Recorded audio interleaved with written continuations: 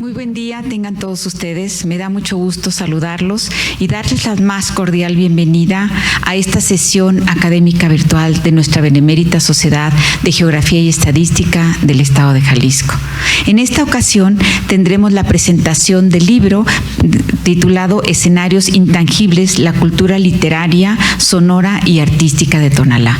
Este libro lo presentarán precisamente nuestra consocia, la doctora Jessica Marchelli Sánchez, y estará acompañada por dos de los autores también de este libro, que son el doctor Iván Pelayo Sánchez y el doctor Alfredo Hermosillo López. Sean ustedes bienvenidos a esta sesión. A continuación, cedo el uso de la voz a nuestro secretario para que conduzca esta sesión. Gracias. Reitero la bienvenida que ha dado nuestra presidenta de esta benemérita institución, y la presentación de los participantes viene siendo la doctora Jessica Marchelli Sánchez, consocia, el doctor Iván Pelayo Sánchez, el doctor Alfredo Hermosillo López. A continuación, pues, cedemos el uso de la palabra a la doctora Jessica Marchelli Sánchez. Hola, muy buenas tardes. Antes que nada quisiera agradecer la oportunidad de compartirnos este espacio y aprovechar para felicitar a nuestra benemérita institución por todo el esfuerzo que implica cambiar la logística y cambiar todas estas sesiones a modalidad virtual, siempre con el objetivo de difundir la ciencia, el arte y la cultura de Jalisco. En esta ocasión vamos a presentar una publicación dedicada al patrimonio intangible de Tonalá, en la que coordinamos 3 académicos que ahora nos encontramos aquí con ustedes: su servidora Jessica Marchelli, el doctor Alfredo Hermosillo y el doctor Iván Pelayo, que junto a otros 4 investigadores, la mayoría de la Universidad de Guadalajara, compilamos diversos artículos junto con la maestra Graciela Mayagoitia, el maestro Isaías Hernández, la licenciada Paola Garza y el escritor Víctor Manuel Pasarín. Juntos compilamos esta serie de visiones con un eje en común, un eje común muy amplio, que es esta cuestión del patrimonio de Tonalá, que es parte de un proyecto mucho mayor que comenzamos a hacer hace algunos años, iniciando con un mapa de zonas para identificar las zonas culturales de Tonalá. De ahí partimos para hacer un catálogo de patrimonio arquitectónico y después continuamos por esta línea de patrimonio intangible. Y bueno, la presente publicación surge a partir de la necesidad de identificar y analizar desde distintas perspectivas el patrimonio artístico y cultural intangible de Tonalá. Dicho municipio cuenta con una enorme riqueza patrimonial, pero al mismo tiempo figura como una de las zonas más pobres y marginadas de Jalisco. Podemos decir que el gran crecimiento del área metropolitana de Guadalajara ha convertido a Tonalá en una especie de periferia urbana, con el peligro consecuente de atentar con su identidad cultural propia. Por ello, nos interesa rescatar el potencial que posee el territorio y dar pie a futuras investigaciones que fomenten el interés por el estudio de aspectos artísticos, sociales y culturales, entre otros temas por profundizar. Las investigaciones compiladas en el presente trabajo parten de una concepción de patrimonio cultural inmaterial en su sentido más amplio, el sustentado por la UNESCO, es decir, aquellos bienes intangibles que la historia ha legado a una nación y que en el presente tienen relevancia histórica, científica, simbólica o estética. Es la herencia recibida por los antepasados que testifican su existencia, visión del mundo, formas de vida y maneras de ser. Está relacionada estrechamente con la memoria, la evocación al pasado y las formas tradicionales de vida. Las contribuciones en esta publicación nos invitan a comprender reconstruir y valorar el imaginario de nuestro pasado y su importancia actual. Así pues, en las páginas de esta compilación se encuentran las valiosas contribuciones de 7 investigadores y académicos que presentan un rico panorama de las distintas manifestaciones culturales y artísticas de Tonalá en 6 diferentes artículos. Yo les voy a hablar de 2 capítulos.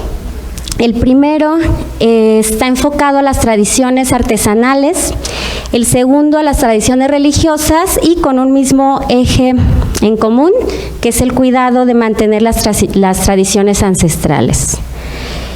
El primero de ellos, titulado La desaparición de los bancos de arcilla y su impacto en la identidad alfarera, el caso de Tonalá, Jalisco, parte de una serie de entrevistas realizadas a 20 alfareros del municipio de Tonalá, de las cuales se obtiene información valiosa para el análisis de aspectos tales como el aprendizaje del oficio, que se hereda de generación en generación, la conservación de las técnicas y los productos tradicionales, la creación de nuevos diseños, la comercialización y sus dificultades, la resistencia de los jóvenes a continuar con este tipo de tradiciones y, como tema central en el trabajo, la pérdida de bancos de materiales de donde se obtiene la materia prima y las consecuencias directas a la identidad cultural de los artesanos. El interés respecto al tema propicia la reflexión sobre la paulatina desaparición de los territorios donde tradicionalmente se obtenían materias primas para la alfarería. Esta situación, junto con la resistencia y hasta la negativa de las jóvenes generaciones a continuar el aprendizaje de la tradición y a dedicarse a este oficio, son 2 factores que ponen en riesgo de extinción algunas técnicas y tipos de alfarería. A esto hay que añadir la competencia desleal, los intermediarios y las bajas ventas que desalientan a los artesanos y a sus descendientes. Como medida para frenar y evitar, en la medida de lo posible, las repercusiones previstas, se vuelve de primera necesidad la cooperación entre alfareros, en donde elaboren propuestas y estrategias que permitan proteger y conservar los bancos de arcilla que aún quedan. El gobierno, por su parte, por medio de las instancias que correspondan, como las direcciones de desarrollo turístico y artesanal, planeación, desarrollo urbano, así como las regidurías correspondientes, incluida la de cultura, apoyaría la demanda de no vender terrenos donde se ubican las minas de materiales, haciendo de ellos áreas protegidas. Con los testimonios aquí presentes, se vuelve clara la modificación paulatina y cada vez veloz del territorio, donde habitualmente los alfareros tonaltecas se surtían de los materiales básicos, lo cual necesariamente incide en la modificación de sus elementos identitarios.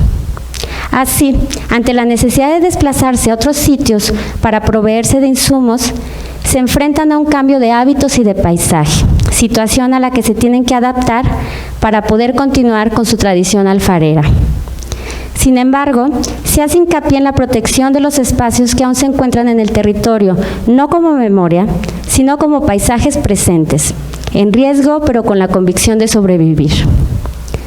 Solo con el trabajo y la responsabilidad compartida entre distintos actores sociales y gubernamentales se podrán tomar medidas que permitan la conservación de territorios necesarios para la alfarería y garantizar para un mayor tiempo la existencia de técnicas como el barro canelo con mayor riesgo de desaparición. Y en este entendido de preservar ciertas tradiciones encontramos el siguiente capítulo titulado Sincretismo religioso y festividades populares, el caso de las cruces en Tonalá. Este capítulo hace una revisión histórica desde el origen de la festividad de la Santa Cruz en la época medieval y su pasaje al Nuevo Mundo, como un culto popular y una reelaboración de la liturgia europea que se adapta a un entorno natural muy diverso y relacionado con los ciclos agrícolas y su contexto geográfico. En este capítulo se hace énfasis en las similitudes y las diferencias religiosas y culturales de dicha festividad como una viva muestra de la fusión de los cultos cristianos primitivos con la burocracia hispana y la tradición ritual prehispánica. A pesar de que dicha fiesta forma parte del culto católico, y es introducida por los españoles en la conquista, su desarrollo dista mucho de los cánones de la liturgia oficial. Un rasgo distintivo es que se trata de ceremonias públicas en las que participa todo el pueblo, una religiosidad popular cuya organización estriba en representantes elegidos por el colectivo. La fiesta principal de Tonalá es la dedicada a su santo patrono, Santo Santiago. Sin embargo, la devoción a la Santa Cruz se ha mantenido como una forma de religiosidad popular alterna a su veneración principal. Y una festividad bastante larga porque abarca más de 15 días de festejos.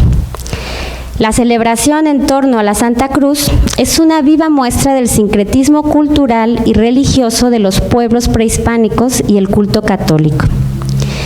Este sincretismo revela la capacidad creativa de los pueblos indígenas para adaptar sus creencias, ritos y formas de organización a una nueva realidad.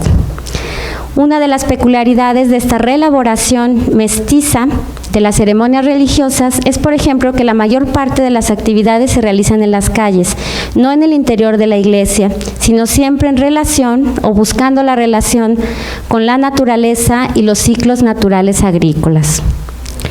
Los diferentes barrios que componen el municipio de Tonalá, sede de estas festividades y en donde anteriormente encontrábamos los pozos de agua, encontraron en las cruces una devoción auténtica y expresiva de su comunidad, una devoción que se ha heredado colectivamente y expone sus convicciones religiosas.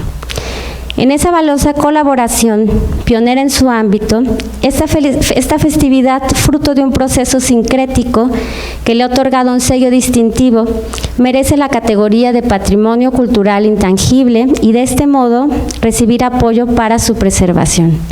Como ven, son dos temas muy diversos entre sí, pero siempre con esta preocupación en el cuidado y la preservación de tradiciones. Y ahora cedo la palabra a doctor Iván Pelayo.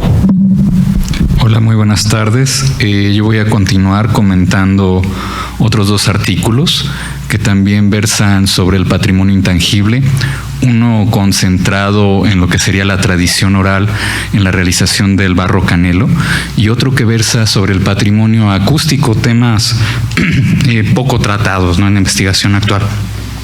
El primer trabajo de ellos se denomina La tradición del barro canelo, un legado de la familia Pajarito.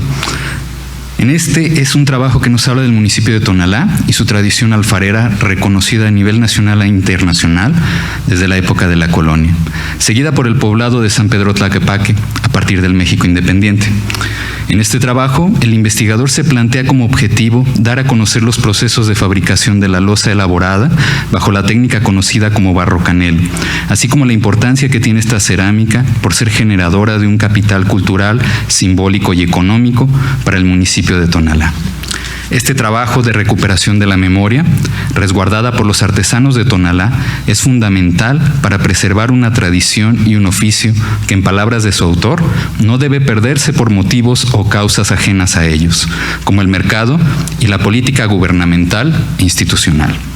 El trabajo hace hincapié en que la política cultural, que generalmente enfatiza la materialidad, por ejemplo, en el caso de la loza canelo, que forma parte del patrimonio cultural tangible, y dejar sin resguardo las manifestaciones no tangibles, como la transmisión del conocimiento de los alfareros.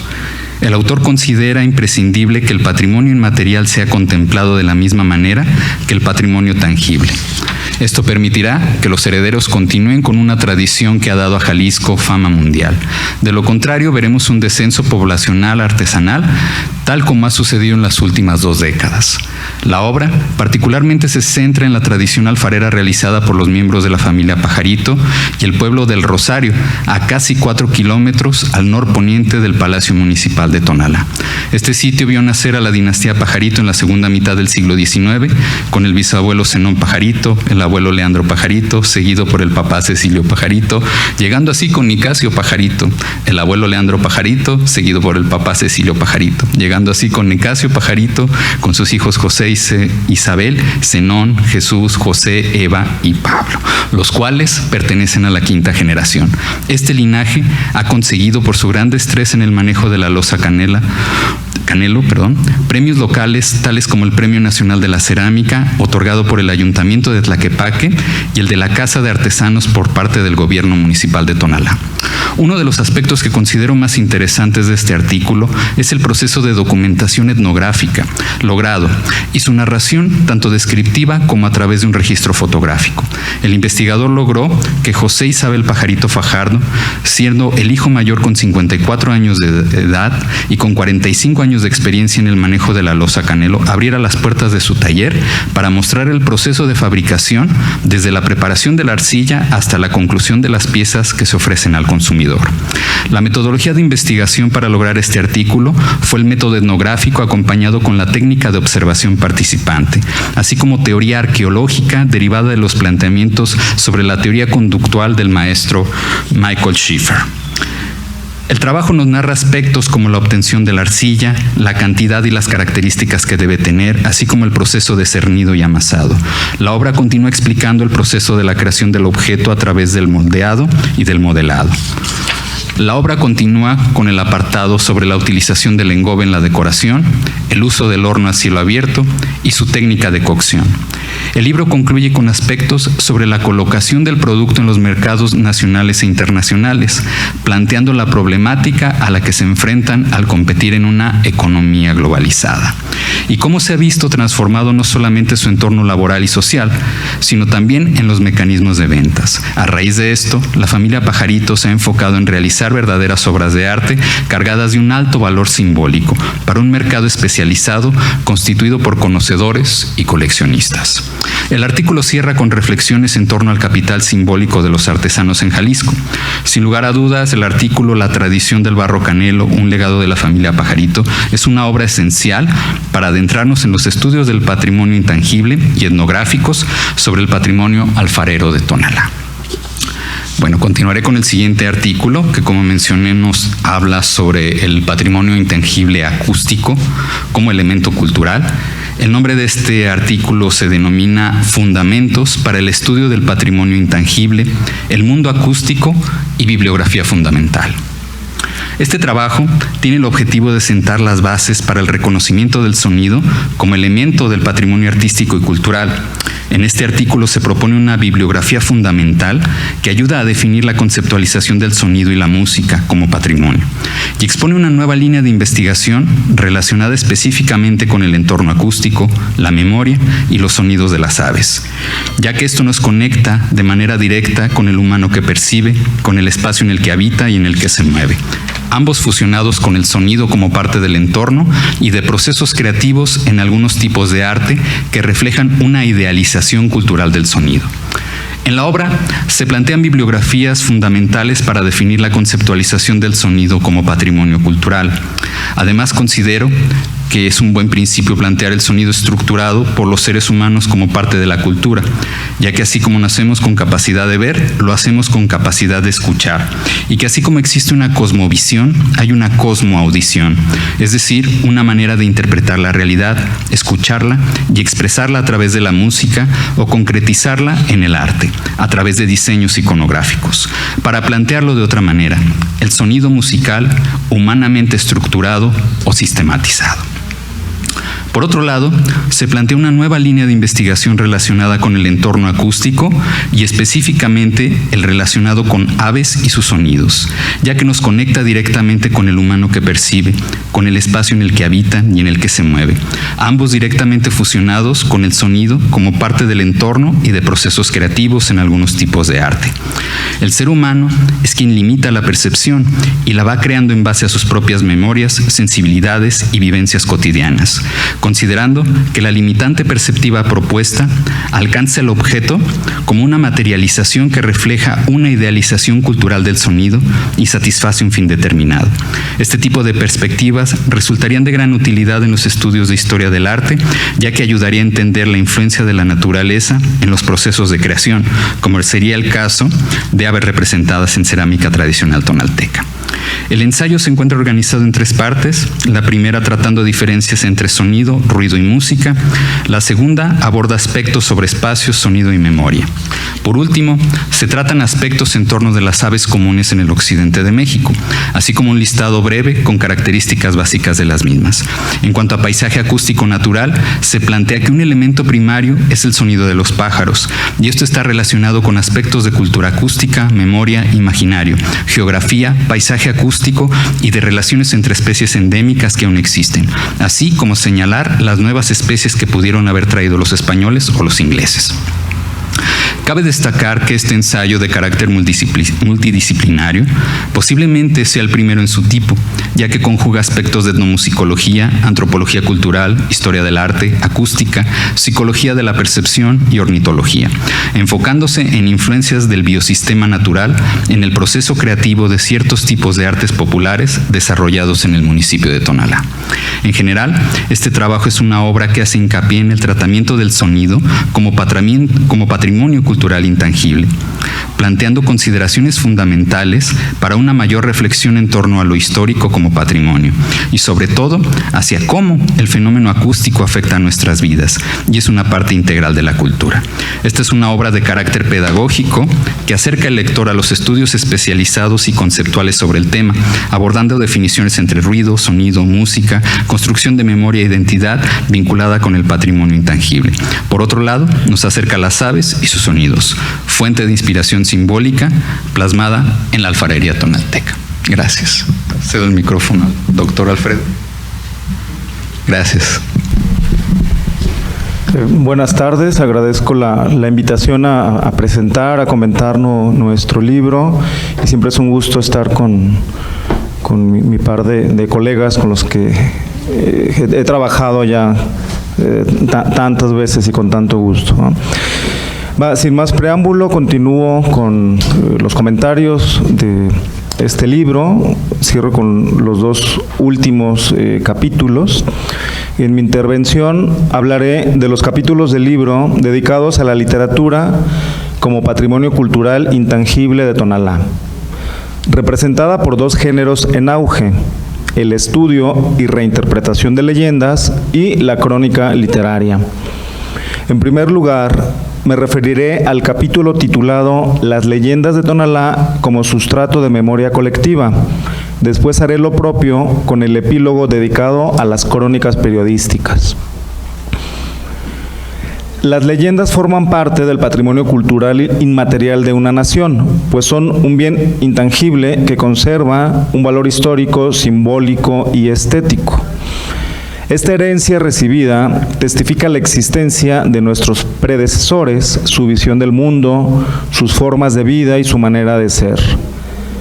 Al igual que el mito y los cuentos folclóricos, las leyendas son anónimas, se transmiten de generación en generación, primero de boca en boca y luego también mediante textos escritos, a veces en forma de refrán, canción o adivinanza, y pertenecen, por lo tanto, al corpus de textualidades de origen oral, colectivo y popular, creado y usado para regir el comportamiento de un pueblo y arraigar sus costumbres y tradiciones.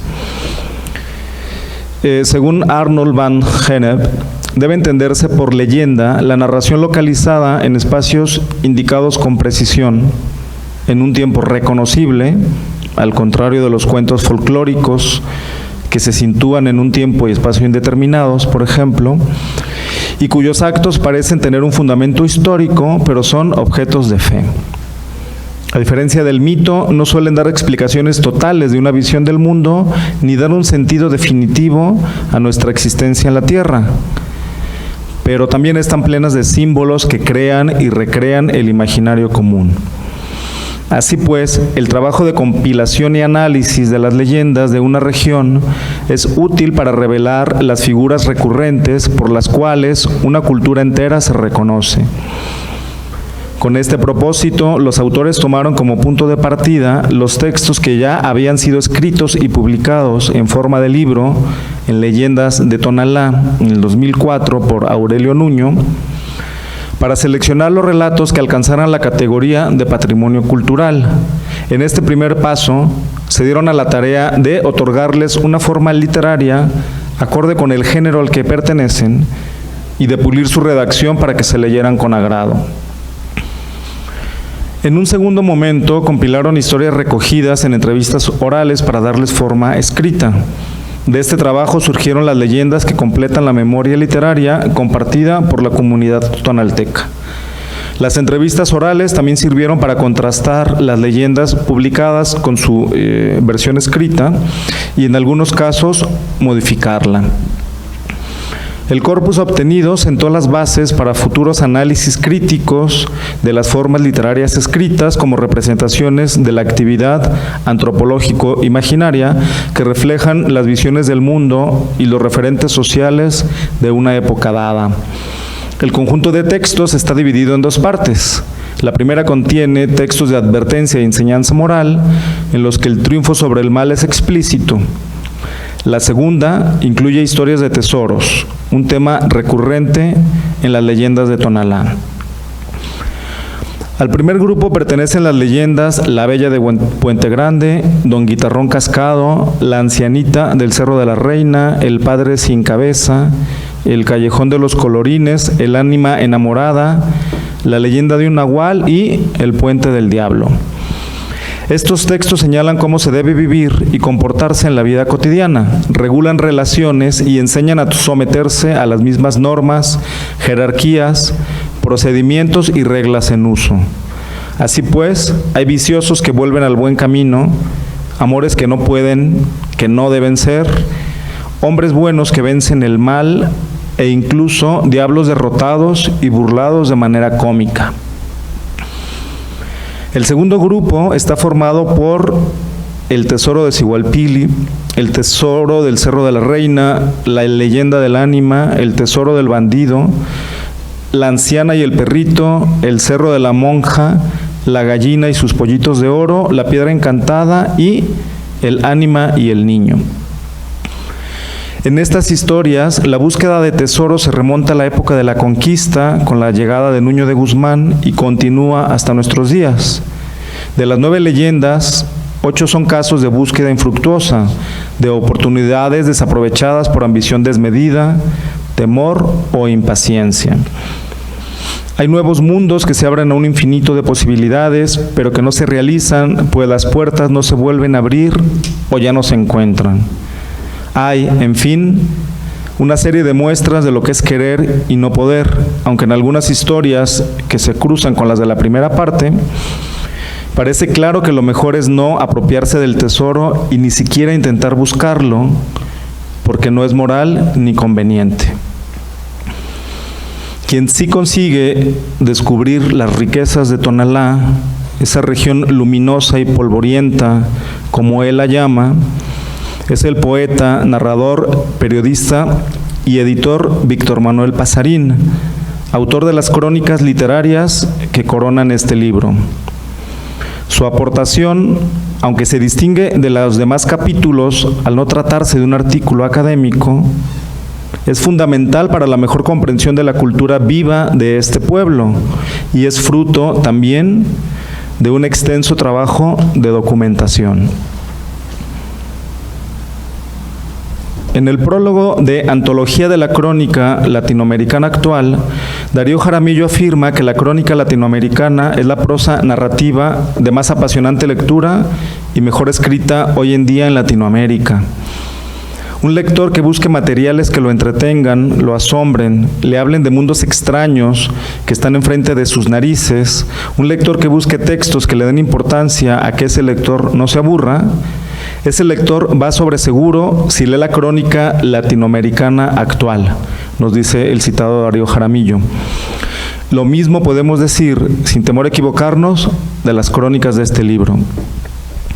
Las 5 crónicas publicadas aquí, El viento de los Tastuanes, El verdadero rostro es la máscara, La Tonalada, realidad y deseo, Un paseo por Tonalá y, por último, El arte de la tradición, son todas, como debe ser una buena crónica, periodismo en primera persona, escrito desde el yo, sin pretensiones de objetividad o neutralidad.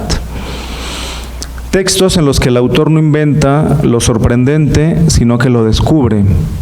Por lo demás, al no buscar la noticia ni estar sujeto a la dictadura de la inmediatez, no pierden vigencia, pues, como explica Carlos Monsiváis, en este género, el de la crónica, el empeño formal domina sobre las urgencias informativas. En la lucha contra el lugar común del periodismo impersonal y frío, supuestamente objetivo y omnisciente, Pasarín se hermana con los mejores representantes de este género que ven en la crónica una forma de arte. Consciente de que, como oportunamente aclara Woody Allen, todos los estilos son buenos, menos el aburrido, el escritor adoptado como tonalteca recurre a los recursos que domina.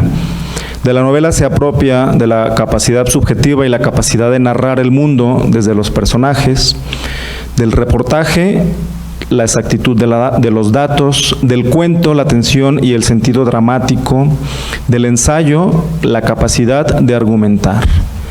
Y lo mejor de todo es que no permite que alguno de estos géneros predomine y ahogue al otro, pues la crónica debe transitar entre estos y otros géneros sin perder su propia condición.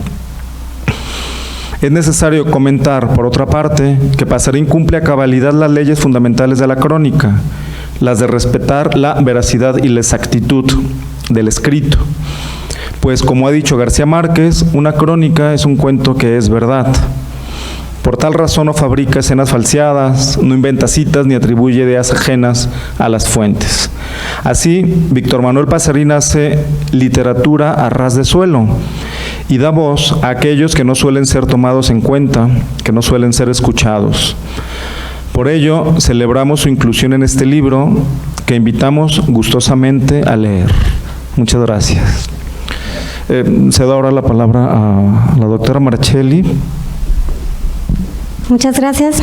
Y bueno, como podemos ver, un mosaico cultural entre música, sonidos, leyendas, tradiciones religiosas, y que podemos encontrar aquí y que los invitamos vivamente a profundizar, a buscar y adentrarse en esta publicación, que es por lo más amena. Agradezco mucho al doctor Iván Pelayo, al doctor Alfredo Hermosillo por compartirnos los contenidos, la experiencia de la publicación, y nuevamente agradecemos a nuestra benemérita institución por el espacio y su constante labor para la difusión de todos estos temas de Jalisco. Muchas gracias. Muchas gracias. Ha sido un verdadero gusto escuchar y conocer todo ese patrimonio tan importante que se genera en esta población aledaña a nosotros, que es Tonalá. Muchísimas gracias a los autores de este libro, que seguramente aprenderemos mucho de él. Y terminando esta sesión, agradecemos su presencia y damos por concluida la sesión. Muchas gracias y que tengan buen día.